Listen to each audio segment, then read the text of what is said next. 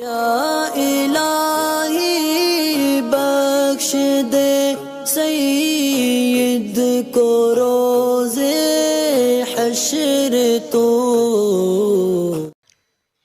अस्सलाम वालेकुम हजरत, मेरा सवाल ये है कि सूरह नहल आयत नंबर 51 में अल्लाह क्या फरमाता है?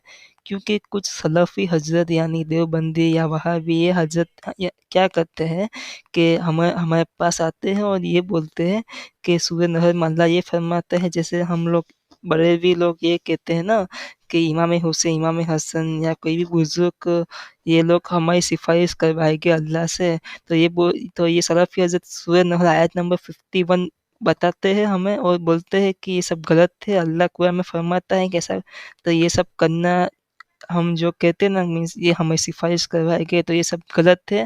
और ये कुरान की आयत जब ये लोग बोलते थे हमारे पास कुछ जवाब नहीं है, तो उनको जवाब क्या दे रहे, मीन्स अब कुरान का वो लोग मीन्स हमको रेफरेंस देते हो तो फिर उसके सामने हम क्या बोल रहे। तो इस पे से आप कुछ वीडियो बनाए, क्योंकि अगर अगर ये लोग हमें ऐसा सब बातें बोले तो हम उनको कुछ जवाब दे सके। सूरत के अंदर जो है कि अल्लाह ताला ने फरमाया कि दो खुदा ना ठहराओ और वही अकेला माबूद है, उसी से डरो। लोग इस आयत को कोट करके ये बयान करते हैं कि गैरुल्लाह से मदद मांगना ये शिर्क है। कुरान के अंदर इस आयत में अल्लाह ताला ने कहा है कि दो खुदा ना बनाओ। इसका मतलब ये है कि खुदा के अलावा किसी को खुदा ना बनाओ। और इसी तरह आपने देखा होगा कि सोशल मीडिया के ऊपर आजकल मज़ार पे चादर चढ़ाने की वीडियो के साथ एक कुरान की आयत लगा दी जाती है कि वो जो अल्लाह के सिवा किसी को माबूद ठहराते हैं या अल्लाह के मुकाबले में किसी से मदद मांगते हैं वगैरह वगैरह किस्म की आयतें, जिससे लोगों के जहन में ये वसवसे आते हैं कि शायद मज़ारात औलिया पर या मज़ारात अंबिया पर दुआ करना वगैरह ये सब बातें शिर्क हैं। सबसे पहले तो ये है कि जहाँ कुरान पाक के अंदर अल्लाह तबारक व तआला ने ये कहा है कि अल्लाह के सिवा किसी को खुदा ना ठहराओ, तो ज़ाहिर सी बात है हर जी अक्ल जो है, उसको जो अक्ल वाला होगा, जिसके दिल में कोई वहाबियत का फतूर नहीं होगा, उसको बात समझ में आएगी कि यहाँ अल्लाह के मुकाबले की बात हो रही है कि अल्लाह के मुकाबले किसी को खुदा ना ठहराओ। मुकाबले का मतलब आप समझ लें कि किसी के कंपटीशन में आना, यानी किसी के अगेंस्ट आना, कि इसके मुकाबले में कोई उसका कॉम्पिटिटर है कि खुदा एक है, उसके जैसा भी कोई खुदा है, ऐसा तसव्वुर ना।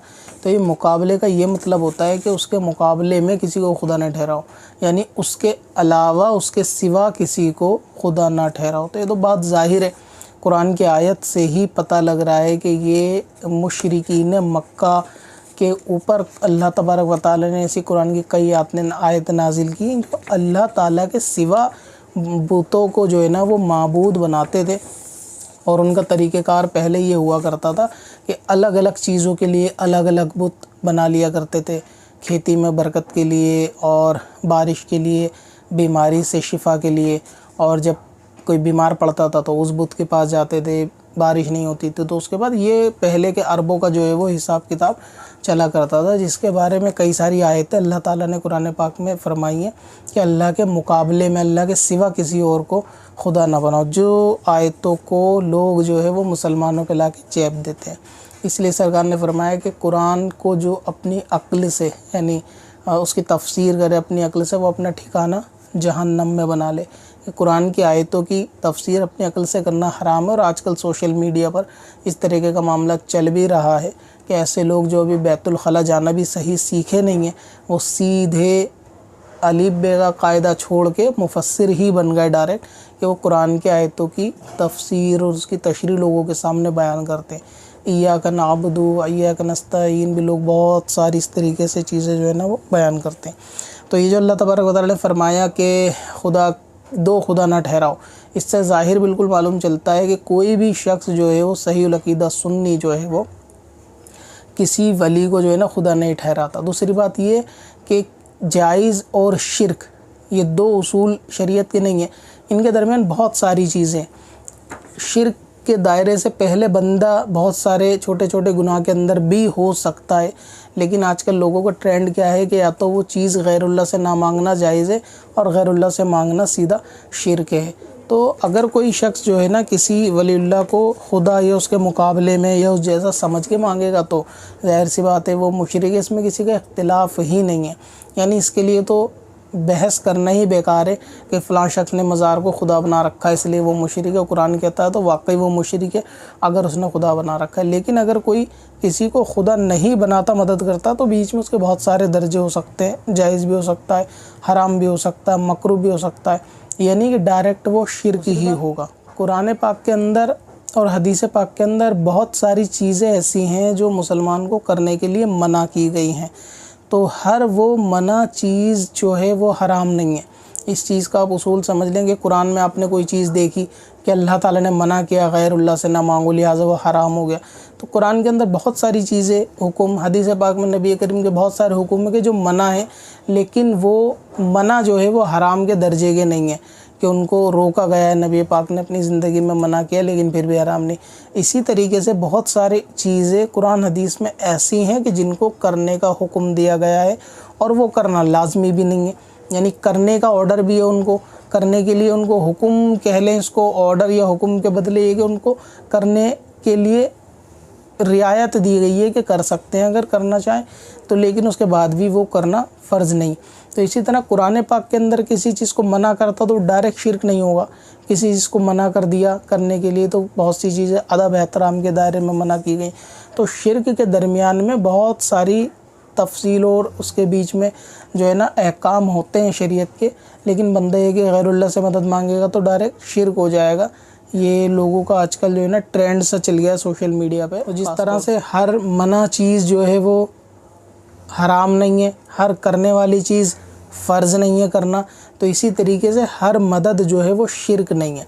अब ये पहले डिसाइड करना पड़ेगा कुरान के अंदर किस किस की मदद के लिए हुक्म दिया गया, क्या सारी मदद शिर्क है, यानी आप किसी भी मज़ार पे जाएं और बंदा ये कहते नहीं जी सब चीज़ें शिर्क है, अल्लाह ताला ने शिर्क का हुक्म दिया, तो जो हुक्म करने का दिया वो हर चीज़ फ़र्ज़ होनी चाहिए, जो हुक्म ना करने का दिया वो हर चीज़ हराम हो जानी चाहिए। जबकि ऐसा तो नहीं है, तो फिर हर चीज़ जो है वो करने के हुक्म में शिर्क नहीं है। अब कुरान पाक के अंदर ही अल्लाह तबारक व तआला ने मदद के ताल्लुक़ से बहुत सारी कुरान पाक की आयतें फरमाई हैं, जिनको मैं मुख्तसर चंद इस वीडियो के अंदर बताने की कोशिश करता हूँ। जैसा कि कुरान पाक के अंदर अल्लाह ताला ने दूसरे अंबियाओं से वादा लिया, और सूरह आले इमरान में गालिबन, तो उसके अंदर हज़रत ईसा अलैहिस्सलाम ने कहा कि कौन है जो मेरा मददगार है अल्लाह तबारक व तआला के दीन में, तो उनकी हवारियों ने, उनके साहबा ने कहा कि हम आपके मददगार हैं। तो अल्लाह तबारक व तआला के दीन में उसके नबी के मददगार होना भी तो एक तरीके से मदद है। फिर कुरान पाक के अंदर अल्लाह ताला ने फरमाया कि परहेज़गार आपस में एक दूसरे की मदद करें, ठीक है। तो परहेज़गारों को भी आपस में एक दूसरे की मदद, तो मदद जो है हर किस्म की अगर शिर्क होती, कुरान में बहुत सारी जगह पे मदद करने का हुक्म दिया गया कि उनकी मदद आपस में की जाए। तो हर मदद अल्लाह तबारक व तआला के सिवा शिर्क नहीं होती। इसी तरह एक सूरत के अंदर अल्लाह तबारक व तआला ने कहा ईमान वालों से कि अगर तुम दीन खुदा में अल्लाह ताला की मदद करोगे तो अल्लाह ताला तुम्हारी भी मदद करेगा। तो अपने दीन में खुदा मुसलमानों से ये ख़िताब कर रहा है कि तुम दीन में अगर अल्लाह ताला की मदद करो तो अल्लाह तबारक व तआला तुम्हारी मदद करेगा। तो क्या हर मदद शिर्क होती? तो अल्लाह ताला ख़ुद शिर्क का हुक्म दे रहा है कि अल्लाह ताला तमाम मदद पर कादिर है, अपने दीन की मदद पर भी कादिर है। उसके बावजूद भी अल्लाह तबारक व तआला मुसलमानों से, ईमान वालों से कहता है कि तुम उसके दीन में उसकी मदद करो ताकि अल्लाह ताला भी तुम्हारी मदद करेगा। तो ये मदद भी क्या शिर्क है कि अल्लाह ताला ने भी इसको शिर्क का हुक्म दिया है? तो जबकि अल्लाह ताला को तो किसी मदद की ज़रूरत नहीं, उसके बावजूद भी मदद का हुक्म दिया गया। इसी तरह जब तमाम अंबियाओं से जो है ना अहद लिया सरकार सल्लल्लाहु अलैहि वसल्लम के बारे में, और हज़रत अली का इस आयत के बारे में कौल भी है कि हज़रत आदम से लेकर जितने अंबिया थे, ये सारे अंबियाओं से अल्लाह ताला ने अहद और वादा लिया था कि यानी हुजूर के बारे में कि एक नबी ऐसे होंगे कि जिनकी तुम्हें मदद करनी है और तुम उनकी मदद करना। और तमाम अंबिया ने भी अपनी उम्मत से ये अहद लिया कि अगर वो तुम्हारे वक्त में आए तो तुम्हें उन पर ईमान लाना और उनकी मदद करनी है। इसी तरह बहुत सारे किस्सों में आपने सुना भी होगा कि हर नबी की ख्वाहिश थी कि शायद वो हमारे वक्त में तशरीफ़ लेकर आएँ। तो सरकार सल्लल्लाहु अलैहि वसल्लम के बारे में अहद लेना और उनकी अल्लाह तबारक व तआला को बाद बाकी अंबियाओं को मदद का अहद लेना कि तुम उनकी मदद करना, तो एक किस्म से तो ये भी मदद है। और देखा जाए तो ये भी शिर्क का हुक्म है कि अल्लाह ताला ने अम्बियाओं को शिर्क का हुक्म दिया कि तुम उनकी मदद करना। सरकार की मदद अल्लाह तबारक व तआला भी करने पे कादिर था, फिर और अम्बियाओं से अहद लेना या और लोगों से अहद लेना कि तुम उनकी मदद करो, या अम्बियाओं का अपनी उम्मत से अहद लेना कि तुम मदद करना या तुम मेरी मदद करो या कौन है जो मेरी मदद करे। तो तमाम बातें ये भी कुरान पाक के अंदर जो है ना वो शिर्क होनी चाहिए, अगर हर किस्म की मदद को आप शिर्क करार देते हो। और अगर ऐसा है कि हर किस्म की मदद शिर्क नहीं है तो इसमें डेफिनेशन क्या है, डिफ़ाइन किस तरीके से आप करोगे इसको कि कौन कौन सी मदद शिर्क की कैटेगरी में आएंगी, कौन सी मदद शिर्क की कैटेगरी में नहीं आएंगी।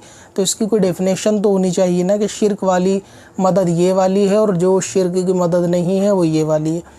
बाज़ लोग इसके अंदर अब ये कहेंगे कि वो हयात वाली बात है और ये बादे विसाल वाली बात है। तो सबसे बड़ा फ़र्क जो है वो ये है, जो लोग बयान करते हैं कि कुरान पाक में जो मुसलमान की आपस में मदद का हुक्म है कि वो तो ज़िंदा की मदद है, लेकिन मज़ार वालों से मदद मांगना और ज़िंदा से मदद ये अक्ल के भी जो है ना बाहर है। और ज़ाहिर भी ऐसा लगता है कि चलो ठीक है, लेकिन कुरान पाक के अंदर इसमें कोई कैद तो नहीं है कि जो पर्दा कर गया उससे मदद नहीं मांग सकते। कुरान पाक की कोई ऐसी आयत भी तो नहीं है कि बाद वफ़ात जो है वो मदद में या सुनने में, बोलने में, चलने में कादिर नहीं है। ऐसा तो नहीं है कि कुरान पाक के अंदर इसका इनकार हो। अगर इनकार है तो कोई आयत तो ऐसी होनी चाहिए कि जिसके अंदर ये बाउंडेशन के साथ कहा गया हो कि तुम मदद मांगो, मदद लो ज़िंदा से, और बाद वफ़ात मदद नहीं ले सकते। कुरान पाक के अंदर ये हदीस में कोई ऐसी आयत, कोई ऐसी फ़ुक़हा का कौल तफसीर हो तो वह भी कुछ है कि वो पेश करेंगे इस आयत के तहत जो है वो इस कैटेगरी में मदद ले सकते हैं, दूसरी कैटेगरी में नहीं ले सकते। इसी तरह अल्लाह तबारक व तआला ने मदद के ताल्लुक़ से इरशाद फरमाया है कि तुम्हारे मददगार अल्लाह और उसके रसूल और वो मुसलमान जो ज़कात देते नमाज़ पढ़ते हैं। यानी ए ईमान वालों, तुम्हारे मददगार अल्लाह भी है, रसूल भी हैं, और वो मुसलमान जो ज़कात देते नमाज़ पढ़ते हैं वो सब तुम्हारे मददगार हैं। सरकार सल्लल्लाहु अलैहि वसल्लम ने मुर्दों को फ़ायदा पहुँचाने के ताल्लुक़ से और उनकी समात के ताल्लुक़ से कि वो सुनते हैं, उन्हें ख़बर भी होती है, आने की हाज़िरी की तुम्हारी ख़बर होती है, जूते की आहट भी सुनते हैं। तो इसके बारे में तो वाज़ेह हदीस पाक भी मौजूद है कि हाँ, सरकार सल्लल्लाहु अलैहि वसल्लम ने फरमाया कि मुर्दों को इसाले सवाब से जो है वो नफ़ा पहुँचाओ। दूसरी बात यह है कि अगर बिलफ़र्ज़ मान लिया जाए कि कोई ऐसा बेगैरत वहाबी है कि जिसको लगता है कि नहीं, जो कुरान पाक की आयतें हैं ये फ़कत ज़िंदा के बारे में है और मुर्दों के बारे में नहीं है। तो अब एक छोटी सी बात यह है कि कुरान पाक के अंदर अल्लाह ताला ने फरमाया है कि शहीद ज़िंदा होते हैं और उनको मुर्दा ना कहो, बल्कि मुर्दा गुमान भी मत करो कि वो ज़िंदा है, उनको रिस्क दिया जाता है। चलो बाकी लोगों के बारे में आपका तसव्वुर है कि वो जो है ना ज़िंदा नहीं है, लेकिन शहीद तो ऐसे ज़िंदा है कि कुरान पाक ने उसकी गवाही दी कि शहीद ज़िंदा है। तो आपकी नज़र में कोई ऐसा शहीद है जिसको आप समझते हो कि वो ज़िंदा है?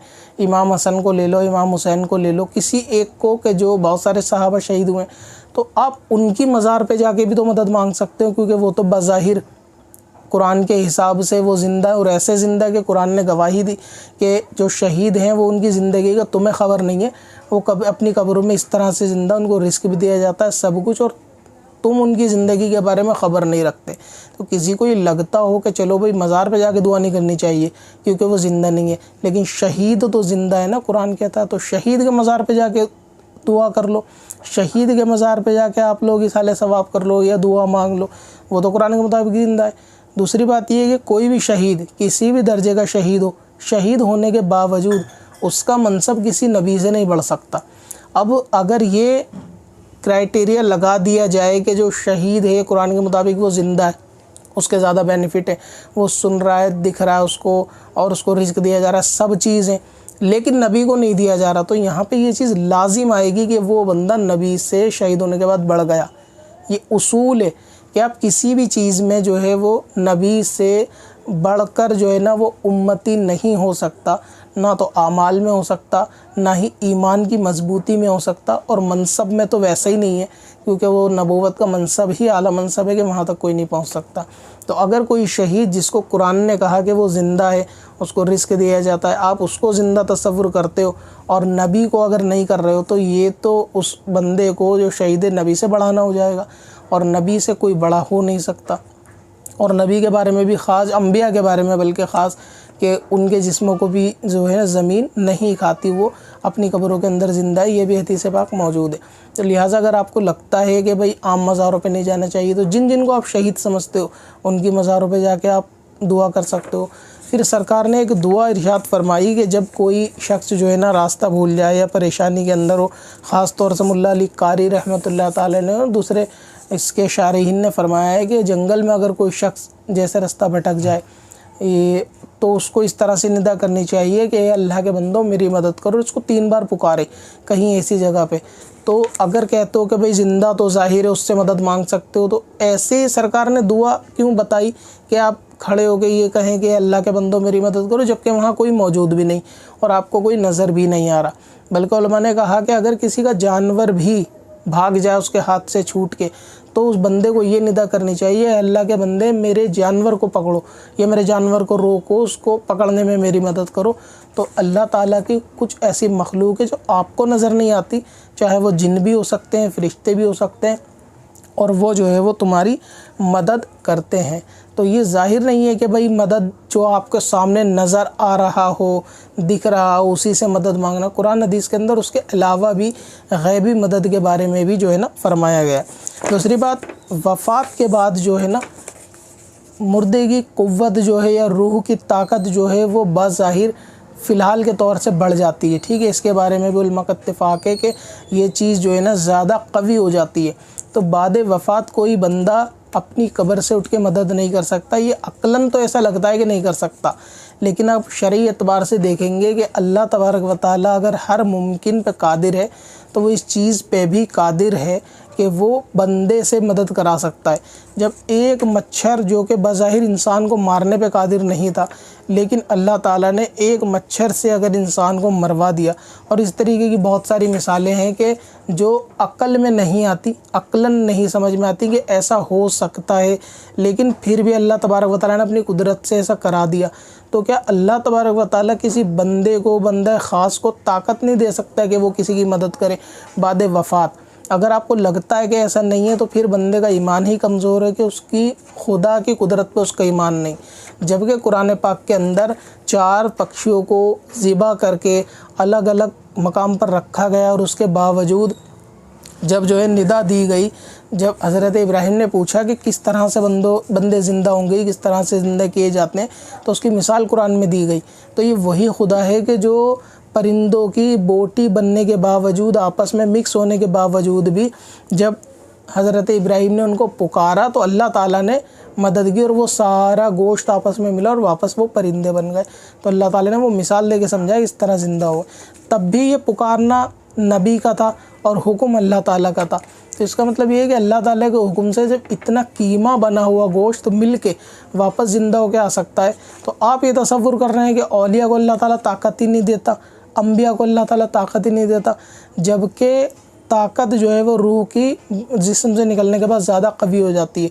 अभी तो आप यहाँ बैठ के बहुत दूर का नहीं देख सुन पाते, लेकिन रूह की ताकत बहुत दूर तक देखने की, सुनने की और बहुत जल्दी सफ़र करने की होती है, और ये ताकत उनकी मदद की भी होती है। और ये मदद जो है वो देवबंदी की किताबों में भी लिखी है, लेकिन वो लोग मानेंगे नहीं। एक वीडियो में शायद मैंने इसको एक्सप्लेन किया है। अगर मदद ये कह दिया जाए कि मदद मांगना ज़िंदा की शिरक नहीं है, मुर्दा की शिरक है, तो क्या कोई शिरक ऐसा है कि जो ज़िंदा के साथ शिरक ना हो, मुर्दा के साथ शिरक हो जाए?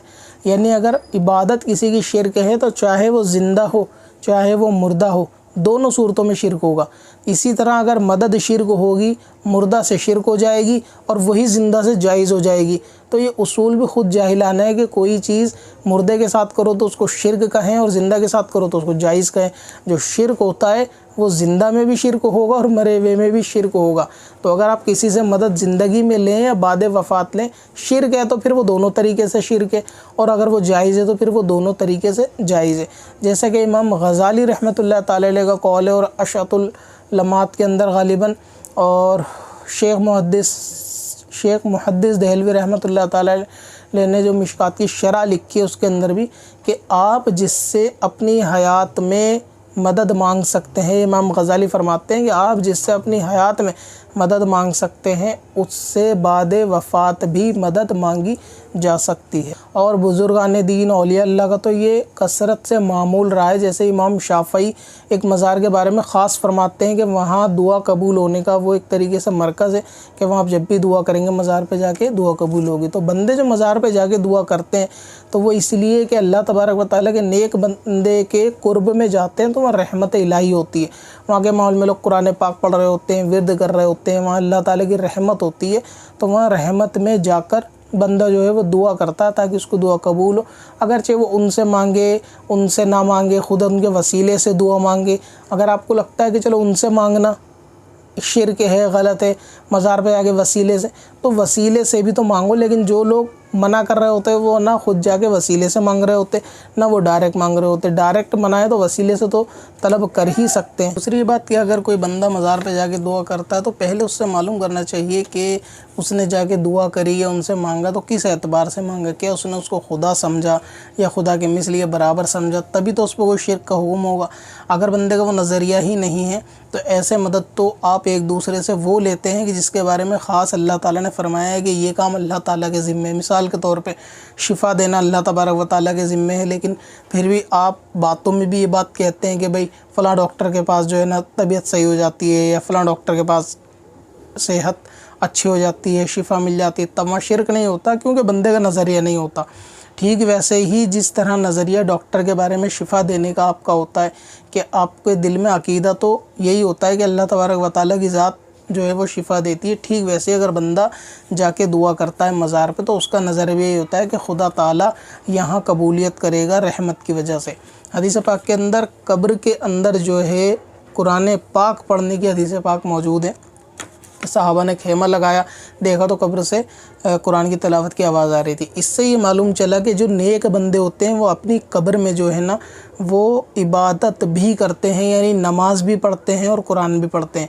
अब दूसरी बात यह कि हदीस से ये भी मालूम चल रहा है कि वो आपके आहट भी सुनते हैं और जो आपके आने जाने की उनको ख़बर होती है, उनको हाज़िरी की ख़बर होती है। अब कोई बंदा अगर मज़ार पे जाए और वो ये कहे साहिब मज़ार से कि आप मेरे हक़ में दुआ करें कि अल्लाह तबारक व तआला जो है मेरा कर्ज़ा दूर कर दे, तो क्या वो मज़ार वाले की दुआ कबूल नहीं हो सकती? जबकि हदीस तो ये कहती है कि हाँ बंदा कुरान भी पढ़ रहा होता है, नमाज़ भी पढ़ रहा होता है कि अल्लाह तबारक व तआला के जो है वो उस पर रहमतें होती हैं।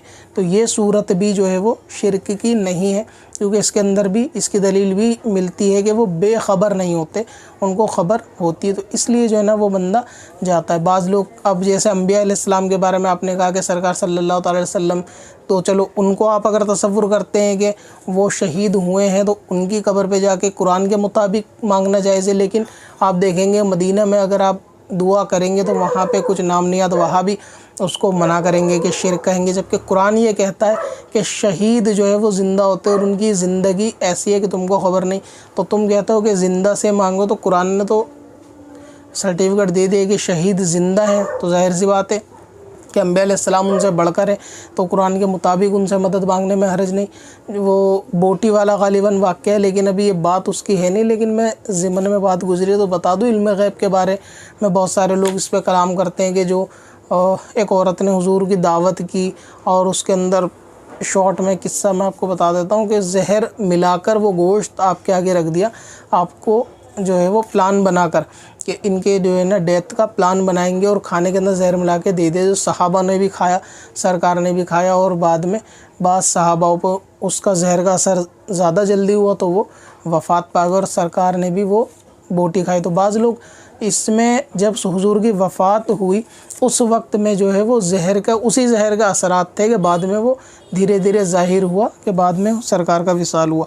अब बहुत सारे लोग इसमें भी चीज़ कहते हैं कि अगर उनको इल्म गैब होता तो वो जहर की बोटी क्यों खाते, उनको तो पता होना चाहिए था जहर है।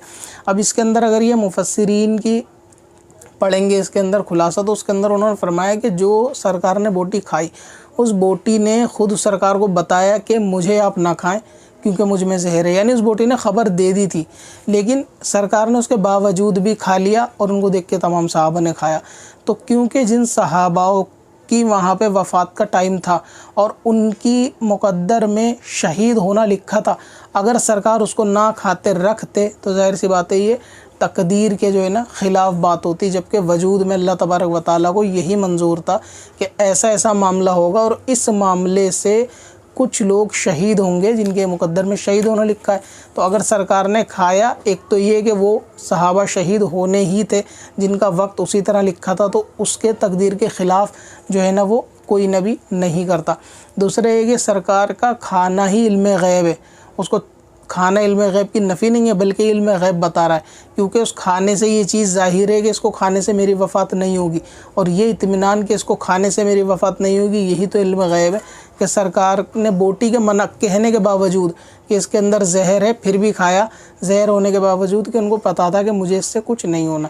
हाँ, अगर बोटी खाते और खाने के बाद हाथों हाथ सहाबा के साथ ही विसाल होता सबका, तब तो ये बात कही जा सकती थी कि मालूम नहीं था इसके अंदर जहर है और फिर भी खा लिया, तभी तो खाने के बाद इंतकाल हुआ। लेकिन मालूम था उसके अंदर जहर है क्योंकि बोटी ने ख़बर दे दी थी, और उसके खाने के बावजूद खा के दिखाया गया कि अभी मेरा तो वक्त है नहीं, तो ज़ाहिर सी बात है मुझे कुछ नहीं होगा। लेकिन ये लोग जिनकी तकदीर में शहीद होना लिखा है वो शहीद होंगे। बहरहाल ये इल्म गैब के बारे में मैंने मुकम्मल वीडियो अलग से बना रखी है, आप चाहें तो उसको देख सकते हैं। यूट्यूब पे सर्च करके सिकंदर वारसी अबाउट इल्म गैब, उसके अंदर आपको नबी और उससे मुतालिक बहुत सारे अहकाम मालूम चल जाएंगे। अब अपनी वेबसाइट ब्लॉग के लिए होस्टिंग खरीदें qadrihosting.com से और पाएं सबसे सस्ती SSD web hosting, light speed और सी पैनल के साथ। कब से अपनी खताओं का शुमारा